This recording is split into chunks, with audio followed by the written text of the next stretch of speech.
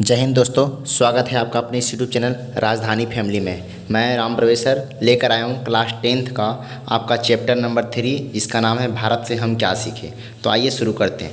भारत से हम क्या सीखे, जिसके लेखक का नाम है आपका फ्रेडरिक मैक्स मूलर। लेखक का नाम क्या है? Friedrich Max Muller. इनका जो जन्म हुआ था 6 दिसंबर 1823 को हुआ था आधुनिक जर्मनी के डाउस नामक नगर में। कहाँ हुआ था? आधुनिक जर्मनी के डाउस नामक नगर में। इनकी मृत्यु 28 अक्टूबर 1900 को हुई थी। इनकी मृत्यु कब हुई थी? 28 अक्टूबर 1900 ईस्वी में। इनके पिता का नाम विल्हेम मूलर था। इनके पिता का नाम क्या था? Wilhelm Müller. इनकी माता का नाम एडेल हेड मूलर था। इनके माता का नाम क्या था? एडहेल मूलर। चलिए तो आगे फिर देखते हैं हम लोग। देखिए, जब मैक्स मूलर जब 4 वर्ष के थे तो इनकी पिता की मृत्यु हुई। यानी मैक्स मूलर का जब उम्र 4 वर्ष की थी तो इनकी पिता की मृत्यु हो गई। पिता के निधन के बाद उनके परिवार की आर्थिक स्थिति बहुत ही दयनीय हो गई। यानी उनके घर में काफ़ी तकलीफें आने लगी। फिर भी मैक्स मूलर की शिक्षा दीक्षा बाधित नहीं हुई। लेकिन फिर भी मैक्स मूलर की शिक्षा दीक्षा यानी जो शिक्षा वो ले रहे थे वो बाधित नहीं हुई। बचपन से ही वे संगीत के अतिरिक्त ग्रीक एवं लैटिन भाषा में निपुण थे।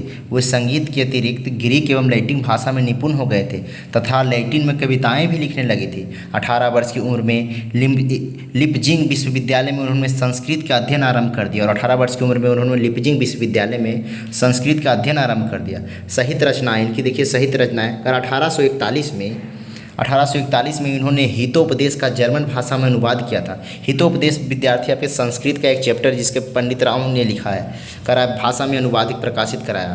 करा कठ और केन आदि उपन्यासों का भी जर्मन भाषा में अनुवाद किया। यानी जर्मन भाषा इनकी इतनी अच्छी थी कि ये जर्मन भाषा में अनुवाद करते। मेघदूत महाकाव्य का भी जर्मन पद में अनुवाद कर यश का काम किया। यानी यह बहुत सारे इनके नाम फैलना शुरू हो गए। यश का काम इन्होंने किया, ये जर्मन भाषा में अनुवाद करना शुरू कर दिए थे। चलिए फिर देखते हैं हम। चलिए प्रस्तुत पाठ यानी पाठ परिचय देखते हैं। करा प्रस्तुत पाठ भारत से हम क्या सीखे। भारतीय सेवा हेतु चयनित युवा अंग्रेज अधिकारियों के आगमन के अवसर पर संबोधित भाषणों का श्रृंखला। यह जो पाठ है विद्यार्थी, यह एक भाषण है। क्या है? एक भाषण है। करा प्रथम भाषण का यह संक्षिप्त एवं संपादित अंश है। इसका भाषांतरण यानी इसके भाषांतरण डॉक्टर भवानी शंकर त्रिवेदी ने किया था। इस कहानी का जो भाषण का अंश किसने तैयार किया था? भवानी शंकर त्रिवेदी ने। इसके लेखक ने भारतीय सभ्यता के प्राचीनता एवं विलक्षणता के विषय में नव आगंतुक अधिकारियों को बताया है कि विश्व भारत का सभ्यता से बहुत कुछ सिखाती है। विश्व जो है भारत की सभ्यता से बहुत कुछ सीखती है तथा ग्रहण करती है। भारत से यह क्या है? सीखती है और ग्रहण करती है। यह एक विशाल देश है, यह एक विलक्षण देश है। इसकी सभ्यता और संस्कृति से बहुत कुछ सीखा जा सकता है। यानी भारत की जो सभ्यता और संस्कृति है इससे बहुत कुछ सीखा जा सकता है। देखिएगा, इसकी सभ्यता संस्कृति से बहुत कुछ सीखा जाता है। नई पीढ़ी अपने देश तथा इसकी प्राचीनता, सभ्यता एवं संस्कृति, ज्ञान साधना, प्राकृतिक वैभव आदि की महत्वता का प्रामाणिक ज्ञान प्रस्तुत भाषण से प्राप्त कर सकेगी। यानी कह रहा है क्या? इसमें ज्ञान साधना, प्राकृतिक वैभव आदि की महत्ता से प्राणिक ज्ञान यानी प्रामाणिक यानी कि प्रस्तुत एक लिखित एक साक्ष्य ज्ञान प्रस्तुत भाषण से आप प्राप्त कर सकेगी। चलिए पाठ का सारांश। करा प्रस्तुत पाठ भारत से हम क्या सीखे महान चिंतक एवं साहित्यकार मैक्स मूलर द्वारा लिखित गई है। कह रहा है यह जो पाठ है एक महान चिंतक एवं साहित्यकार मैक्स मूलर के द्वारा लिखी गई है। इसमें लेखक ने भारत की विशेषताओं पर प्रकाश डाला है। लेखक का मानना है कि संसार में भारत एक ऐसा देश है जो सर्वविध संपदा प्राकृतिक सौंदर्य से परिपूर्ण है। भूतल पर स्वर्ग की छटा यहीं देखने को मिलती है। अगर कहीं भूतल पे यानी पृथ्वी पर आपको स्वर्ग देखने को मिलेगा तो भारत में। कह रहा है क्या? प्लूटो तथा कांट जैसी दार्शनिक ने भी भारत के महत्व को सहर्ष स्वीकार किया। यानी प्लूटो और कांट जैसे बहुत सारे ऐसे दार्शनिक थे जो भारत के इस महत्व को सहर्ष स्वीकार किया है। यूनानी, रोमन तथा अस्मेटिक जाति के यहूदियों की विचारधारा में भी सदा आवगहन करने रहने वाले यूरोपियनों के विश्वव्यापी एवं संपूर्ण मानवता के विकास का ज्ञान भारतीय साहित्य में ही मिला है। लेखक के अनुसार सच्चे भारत के दर्शन अगर आपको करने हैं तो गांव में ही संभव है। कह रहा है सच्चे दर्शन जो आपको करने हैं अगर भारत का तो गांव में ही है, ना कि कलकत्ता, मुंबई जैसे शहरों में। यहाँ प्राकृतिक सुषमा है, खनिज भंडार है, कृषि की महत्ता है, यह तपस्याओं की साधना भूमि, जन्मभूमि, कर्म भूमि रही है। अगर आपको कहीं कुछ देखना है, स्वर्ग देखना है भारत में तो वो कहाँ है? गांव में, मुंबई में काबा। देखिएगा, भारत में अनेक विदेशी सिक्कों का विपुल भंडार था। भारत में अनेक विदेशी सिक्कों का विपुल माने बहुत बड़ा भंडार था। ईरानी, कोरियन, थ्रेसियन, पार्थियन, यूनानी, मेग्रेलियन, सको, रोमन और मुस्लिम शासकों के सिक्के यहाँ प्रचुर मात्रा में मिले हैं भारत में। करा देवत विज्ञान, कहावतें, कथाकारों का महासागर रूप भारत में देखने को मिलता है। करा देवत विज्ञान, इन देवों की विज्ञान की कहावतें भारत में महासागर के रूप में देखने को मिलता है। शब्द निर्माण और बृहद शब्द भंडार भी भारत के पास चित्रकाल से बृहद है, यानी बहुत बड़ा हुआ है। करा विधि शास्त्र, धर्म शास्त्र और राजनीतिक की भी जड़ें भारत में ही है।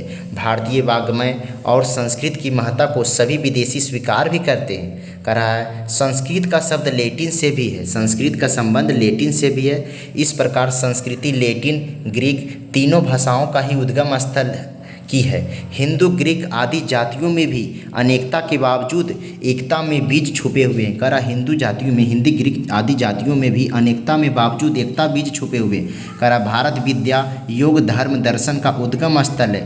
पूरे विश्व को बुद्ध ने अपने विचारों से आलोकित किया है, यानी बुद्ध ने अपने विचारों से पूरे भारत को धर्म दर्शन का उद्गम स्थल जो है उसको भी अपने विचारों से उल्लेखित यानी आलेखित भी यानी किया है।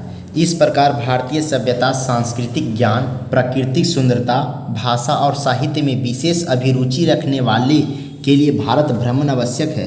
कह रहा है कि जो भी लोग भारत की सभ्यता, संस्कृति, ज्ञान, विज्ञान, प्राकृतिक सुंदरता, भाषा और साहित्य में अगर विशेष रुचि रखते तो उन्हें भारत एक बार आकर जरूर घूमना चाहिए। करा वारेन हेस्टिंग्स जब भारत का गवर्नर जनरल था तो उसे वाराणसी के पास में 172 दारिस नामक सोने के सिक्के से भरा एक घड़ा मिला था। वारेन हेस्टिंग्स ने अपने मालिक यानी ईस्ट इंडिया कंपनी के निदेशक मंडल की सेवा में उसे भिजवा दिया। उस सिक्के को क्या किया, निदेशक मंडल में अपने मालिक के पास भिजवा दिया। कंपनी के निदेशक जो थे उन सिक्कों के महत्व को नहीं समझ पाए और उन्होंने उन मुद्राओं को गला डाला, यानी उन्हें क्या क्या पिघला दिया। लेकिन करा जब वारेन हेस्टिंग्स इंग्लैंड लौटा तो वो मुद्राएं नष्ट हो चुकी थी, तब तक वो मुद्राएं नष्ट हो चुकी थी। वारेन हेस्टिंग्स को इस दुर्घटना से बहुत अफसोस हुआ। कंपनी के निदेशक ने उन सिक्कों का ऐतिहासिक महत्व यानी उनके जो ऐतिहासिक महत्व था उसे वह समझ नहीं पाए और अनायास यह दुर्घटना घट गई। वारेन हेस्टिंग्स उन सिक्कों के महत्वता को, ऐतिहासिकता को समझते थे, भारत की ऐतिहासिकता को। कंपनी के निदेशक की नासमझी पर वारेन हेस्टिंग्स दुखित हुए। अंत में लेखक अपने हार्दिक उद्गार प्रकट करते हुए कहते हैं कि भारत की प्राकृतिक एवं सांस्कृतिक सौंदर्य संपन्नता को जानने के लिए अभी न जाने कितने स्वप्नदर्शियों की आवश्यकता है। सर जोन्स ने जब सूर्य को अरब सागर में डूबते हुए देखा तो उनके पीछे इंग्लैंड की मधुर स्मृतियाँ तथा उनके सामने भारत की आशा जगमगा रही थी तथा अरब सागर के शीतल मंद हवा के झोंके उन्हें झुला रहे थे। इस प्रकार सर विलियम ने कलकत्ता पहुंचने के बाद पूर्वी देश के इतिहास और साहित्य के क्षेत्र में एक से बढ़कर एक शानदार कार्य किए। फिर भी यह सोचकर निराश नहीं होना चाहिए कि गंगा और सिंधु के मैदानों में अब उनकी खोज के लिए कुछ भी शेष नहीं हुआ। तो ये था विद्यार्थी आपका हमने भारत से क्या सीखा का एक छोटा सा सुंदर सा व्याख्या। अगर यह वीडियो आपको अच्छा लगा हो तो आपके पास जो भी आपके फ्रेंड्स हैं या आपके पास जो भी व्हाट्सएप ग्रुप हैं जिसमें 10th क्लास के विद्यार्थी तैयारी कर रहे हैं इस बार एग्ज़ाम देने के लिए, तो उनके पास इस वीडियो को ज़रूर शेयर करें ताकि वो भी इस वीडियो का लाभ उठा सके। ठीक है विद्यार्थी, मिलते हैं अगले वीडियो में अगला पार्ट लेकर। तब तक के लिए जय हिंद, जय भारत।